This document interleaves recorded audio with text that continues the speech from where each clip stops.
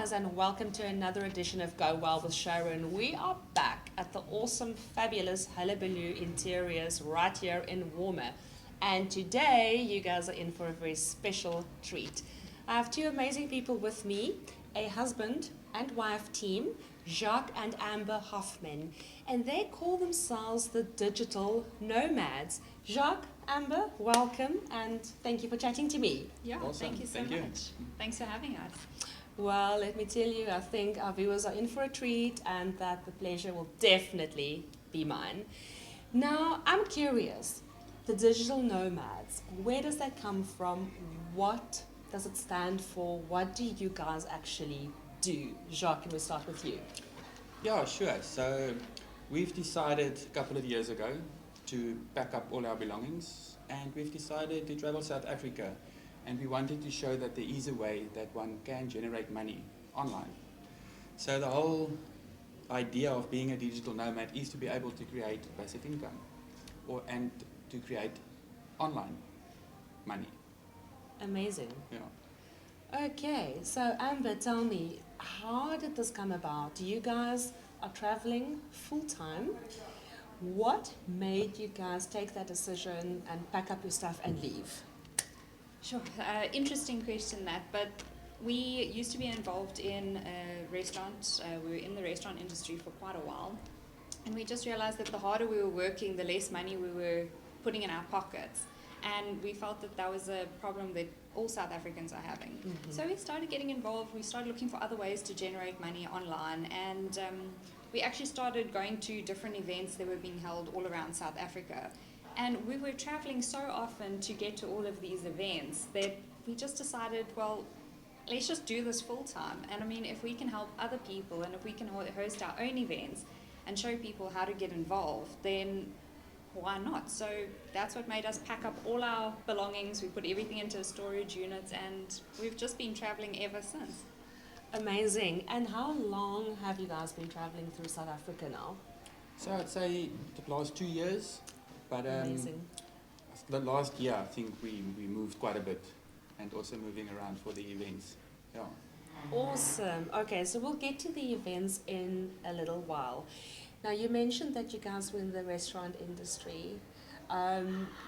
Did you have your own restaurant? Were you just working in the industry? What were you guys doing prior to becoming full-time travelers? I used to be in corporate life, and Jacques actually was involved in the restaurant industry. He had his own little fish and chip shop, and he decided to branch out, and he went into a partnership, and he actually created this whole chain of restaurants known, it's an outdoor beach restaurant. And at one stage he was just so busy, he said, I need help, and of course I hated my job. I mean, I wasn't one of the lucky ones to be in a job that I was passionate about. So I said, sure, I'm on board, I'll come and help him out. And yeah, that's how we got started, and it's been an amazing journey. But doing what we do now, I'll never go back. Fantastic. And tell me, where all in South Africa have you guys been? Where haven't we been? Yeah, that list is shorter. Yeah. So all over. We actually, in the Lowveld, we haven't been traveling that much yet, so that's part of a segment that we are doing later this year. Fantastic. But to be honest, if you look at where we've been traveling up until now, I must say, if we look at from Cape Town to Joburg, the Free State side, PE has got a very special place this side, eh? And PE is one of our favorite places at the moment. Definitely the right answer. And once you guys are done here in PE, what's the next stop for you guys on your travels? Well, I'm sure we'll get to the events in a bit, but our next event on the list is actually Johannesburg, so we headed to Johannesburg now. And then, we end off our tour eventually in Kimberley after visiting all the other provinces. Amazing. So you guys basically travel the country, you run these events. I'm assuming there's quite a bit of downtime in between. So what do you guys do with all this spare time that you have? Yeah. So Are we allowed to say we beach bums? Absolutely, absolutely. We love beach bums. yeah, to be honest, we just enjoy life at the moment. It's a very simplistic way that we decided to live. And part of that was to create all our money online Yes. and our funding online. So we don't in a brick and mortar type of setup. Yes. The last thing we want to do is work for someone with a set rules, if I can put it that way. But yeah, just the freedom that we have is awesome. Fantastic. And obviously there's the case of if you don't have an actual home to go back to, you need to stay somewhere. So how do you guys run that bit? It was interesting. Our first ever place we found was actually in Jeffreys Bay. It was a holiday house that had been standing empty for ages, and the landlords, they were so desperate to have some form of income that we just picked up the phone and made them a ridiculous offer, and they said, cool, we in. And Amazing. that was the start of our nomadic lifestyle. And yeah, now in different provinces we found the places that we really like here in PE we've got a very nice furnished place that we know we can always come and rent when we're here in Port Elizabeth. Durban is the same, and you know, we try and find these places that we can go home to. Fantastic. Because you get used to the area, it's not always easy. You never know what neighbours you're going to have, or you know, especially in the B&Bs, you get a lot of people just coming overnight. There may have been a party, so it could get a bit out of hand sometimes. So we find these places that we like.